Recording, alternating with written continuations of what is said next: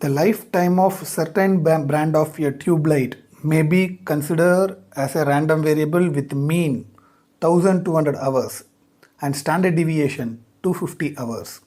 Find the probability using central limit theorem that the average lifetime of 60 lights exceed 1250 hours.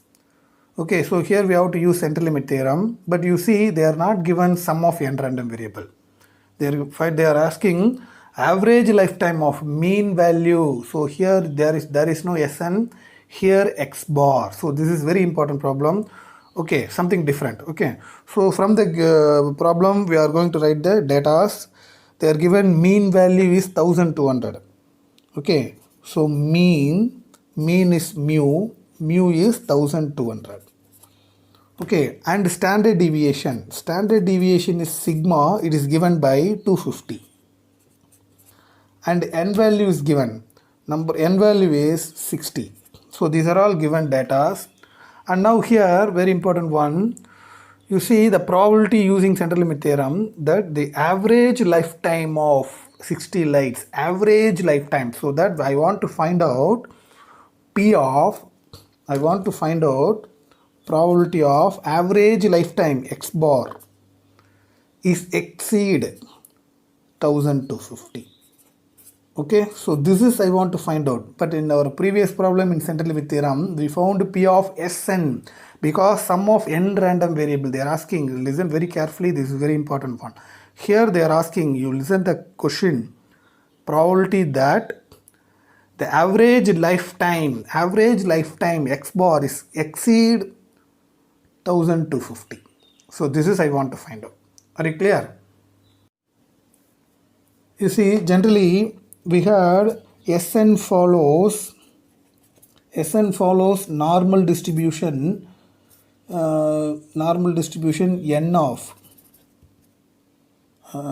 of n mu comma sigma root n. Okay, for that z is equal to Sn minus n mu by sigma root n.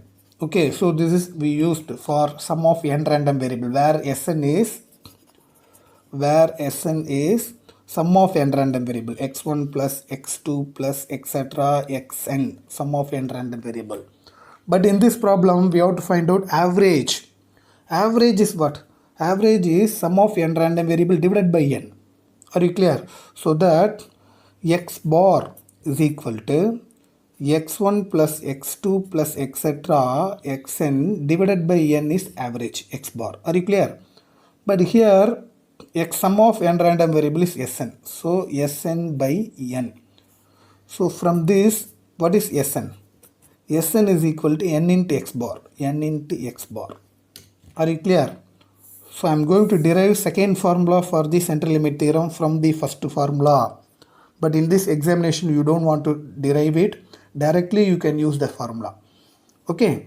So now substitute this value here. Then it will be converted into in terms of x bar. That formula we are going to use this problem. Okay.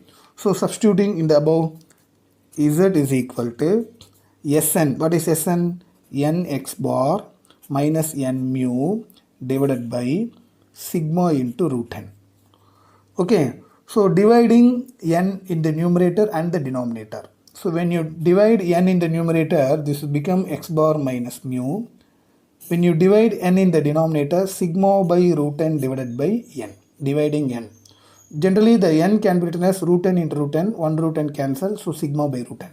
So from this, z is equal to x bar minus mu divided by sigma by root n. So this is the formula for the x bar. So if the problem is given for average value, you have to use this formula. If the problem is sum of n random variable, you have to use this formula. Okay, so this is the second formula for central limit theorem. So here x bar follows normal distribution n of mu, first value comma sigma by root n. So this is we have to use in this problem. Okay, so now I want to find out for x bar. So x bar follows follows normal distribution n of mu comma sigma by root n. Mu comma sigma by root n. Okay, so now what is z? Z is equal to x bar minus first value mu by sigma by root n. So x bar minus mu, what is mu? 1200 divided by sigma by root n. Sigma is 250 by root n. Root n is root of 60. So use your calculator, simplify, you will be getting 3.2275. Okay, so this is z. Now I want to find out p of x bar is greater than 1250. So this is I want to convert in terms of z. So when x bar is equal to 1250, what is z? Substitute x bar value here, 1250 minus 1200 whole divided by 3.2275. So use your calculator, simplify this, you will be getting 1.55. So that I want to find out this p of x bar is greater than 1250, converting in terms of z. So p of z greater than, corresponding value for this is 1.55. So this is I want to find out from the normal distribution curve. Okay, so the normal curve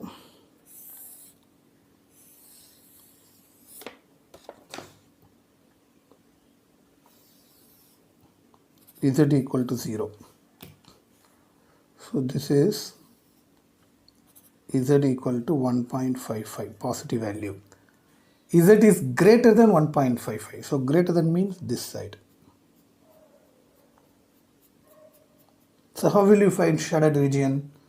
The shaded region can be calculated. Half of the region is 0.5 minus unshaded area. When you in the half of the region, when you remove the unshaded area, you will be getting shaded area. So unshaded area is p of 0 less than z less than 1.55. Okay, so 0.5 minus, this is from the normal distribution table.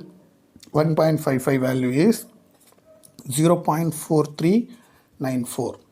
So subtract by using calculator, you will be getting 0.0606. So this is the answer of the problem.